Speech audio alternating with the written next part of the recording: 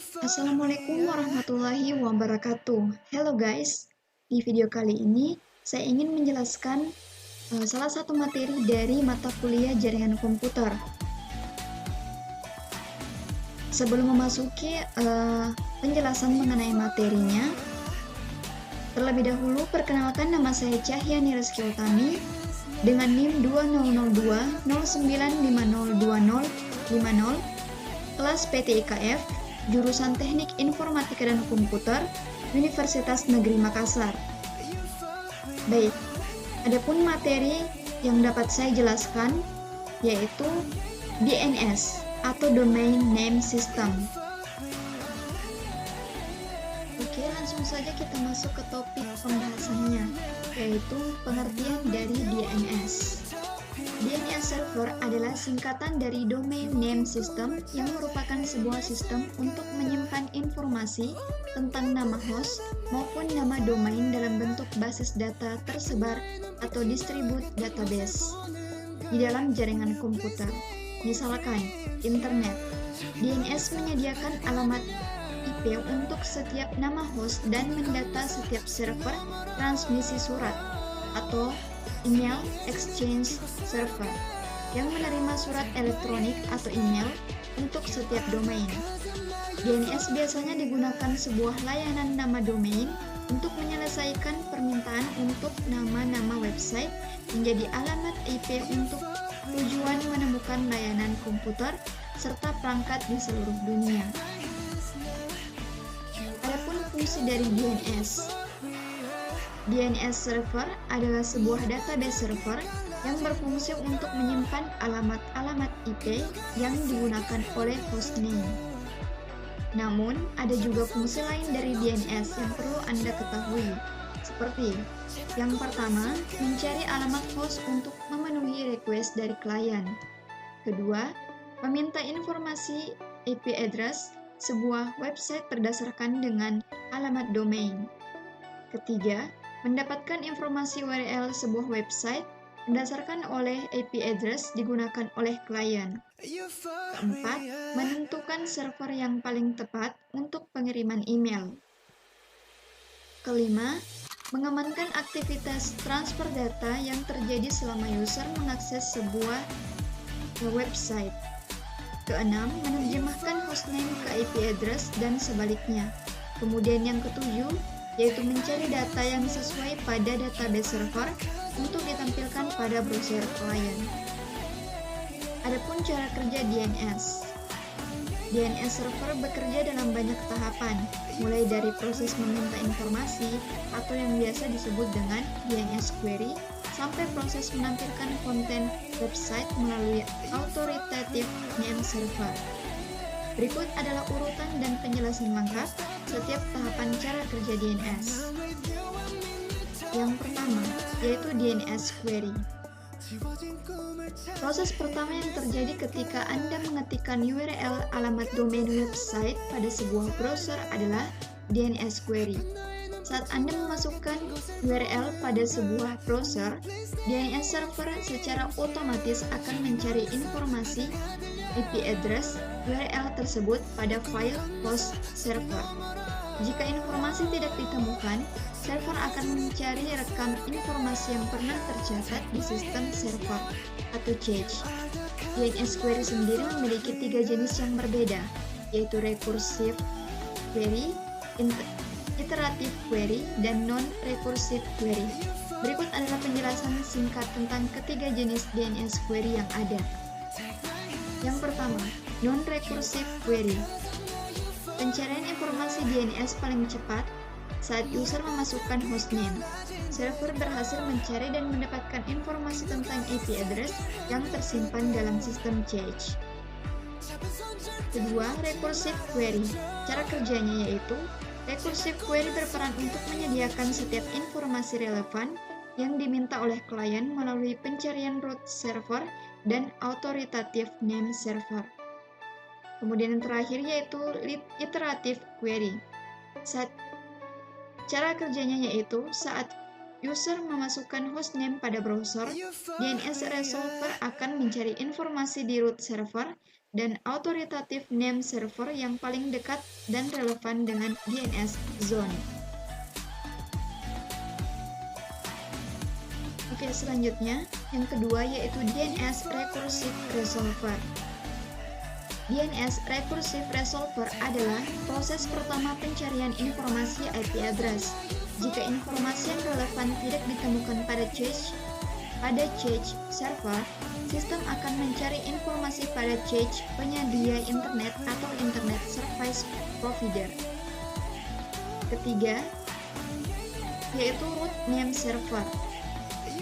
Jika informasi yang diminta oleh klien tidak bisa ditemukan di internet service provider, sistem akan mencari informasi yang Anda butuhkan pada root name server. Database yang menjawab pertanyaan-pertanyaan soal nama domain dan IP address. Root name server sendiri tidak memiliki semua informasi hostname dan IP address. Server ini meneruskan permintaan informasi ke pihak ketiga yang mempunyai informasi tersebut. Sampai sekarang, ada 13 root server yang ada di seluruh dunia. Root server ini diurutkan secara alfabetis dan dikelola organisasi besar seperti Internet System Consortium. Kemudian yang keempat, yaitu TLD Name Server. Melalui root name server, sistem akan menggunakan top level domain untuk menemukan jenis informasi yang dicari. Contohnya, jika top level domain menggunakan ekstensi domain ID, berarti server yang digunakan pasti adalah server Indonesia. Begitu pula dengan yang pastinya ada di server Australia. Dengan begini, sistem bisa meneruskan pencarian informasi ke server yang memiliki informasi dan data yang dicari. Kelima, atau yang terakhir yaitu authoritative name. Setelah berhasil menemukan server tempat hostname disimpan, authoritative server memiliki semua informasi lengkap tentang website yang dituju. Saat semua informasi yang diminta sesuai dengan hasilnya, browser pun akan menampilkan website atau halaman yang klien minta pada awal pencarian. Biasanya, proses pencarian konten melalui DNS server ini akan diulang untuk memastikan informasi yang ditampilkan tetap up to date, tapi beberapa informasi juga disimpan dalam bentuk cache pada DNS server agar proses query bisa berjalan dengan lebih cepat. Pembahasan selanjutnya yaitu jenis-jenis DNS. Dalam sistem DNS server, informasi yang disimpan akan disebut dengan DNS record. Berikut adalah 10 DNS record yang paling sering dijumpai. Yang pertama yaitu address record. Merupakan informasi yang menyimpan informasi soal hostname. Kedua, triple A record, yaitu menyimpan informasi hostname dan hubungannya dengan IP v6 address. Kemudian yang ketiga yaitu MX record, yang digunakan untuk merekam server SMTP yang khusus digunakan untuk saling berkirim email pada suatu domain. Yang keempat yaitu CNAME record, yang digunakan untuk melakukan redirect domain atau subdomain pada sebuah alamat IP. Kemudian yang kelima yaitu NS record. NS record merupakan yang merujuk subdomain pada authoritative name server. Digunakan jika DNS server subdomain Anda berbeda dengan main domain.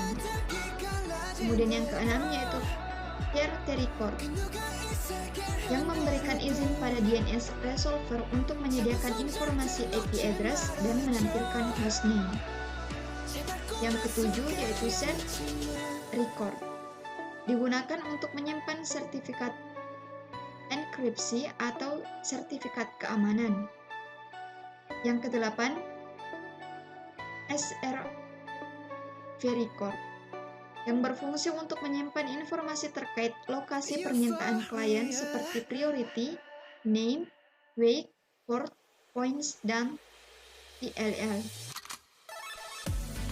Kemudian ada TXT record, digunakan untuk menyalurkan data yang hanya bisa dibaca oleh komputer. Kemudian yang terakhir yaitu SOA record, yang merupakan bagian yang muncul pada dokumen DNS zone. SOA record juga merujuk pada authoritative name server serta informasi lengkap sebuah domain. Lanjut ke pembahasan selanjutnya yaitu bagian-bagian DNS atau domain name system. Yang pertama yaitu root level domain. Root level domain ini merupakan bagian tertinggi dari hierarki DNS. Biasanya ia berwujud tanda titik di bagian paling belakang sebuah URL. Yang kedua yaitu top level domain, merupakan bagian ekstensi yang berada di bagian depan root level domain. Terdapat dua jenis TLD yang umumnya dipakai keduanya. Terdapat dua jenis TLD yang umumnya dipakai. Keduanya yaitu generic top level domain dan country code top level domain. Yang ketiga yaitu second level domain, merupakan bagian yang sering digunakan sebagai identitas institusi atau branding. Dalam kasus URL n.wikipedia.org, maksud SLD adalah Wikipedia. Kemudian yang keempat yaitu third level domain, merupakan bagian dari domain utama yang berdiri sendiri. Apabila domain diibaratkan sebagai rumah, subdomain adalah salah satu ruang khusus di rumah itu sendiri. Kemudian yang terakhir yaitu hostname, merupakan bagian yang mengawali sebuah URL. Bagian ini menunjukkan sebuah fungsi dari sebuah website atau halamannya. Contoh paling banyak digunakan yaitu HTTPS atau Hypertext Transfer Protocol Secure. Kemudian ada pula kelebihan DNS server. Penggunaan DNS mempunyai kelebihan yang merubah kegiatan dan pencarian lebih praktis untuk para penggunanya. Oleh karena itu, setiap pengguna internet sangat memerlukan DNS server ini. Berikut adalah kelebihan-kelebihan dari sistem DNS yang bisa pengguna dapatkan. Yang pertama, yaitu internet semakin mudah. Nah, penggunaan IP address dirasa lebih kompleks dan memakan waktu. Maka dengan diciptakannya DNS bisa mampu menjembatani kemudahan di antara komputer dengan penggunanya. Kedua, yaitu penggunaannya konsisten. Penggunaan nama IP address bisa digunakan lagi. Meski IP address tersebut mengalami perubahan, tetapi akses menuju sebuah website tetap aman meski IP address telah berubah. Yang ketiga yaitu proses konfigurasinya sangat mudah. Nah, apabila IP address berubah, Anda dapat mengganti IP tersebut dengan IP yang berbeda. Caranya cukup mengupdate data untuk percocokan DNS juga IP address. Kemudian yang terakhir yaitu keamanannya terjaga.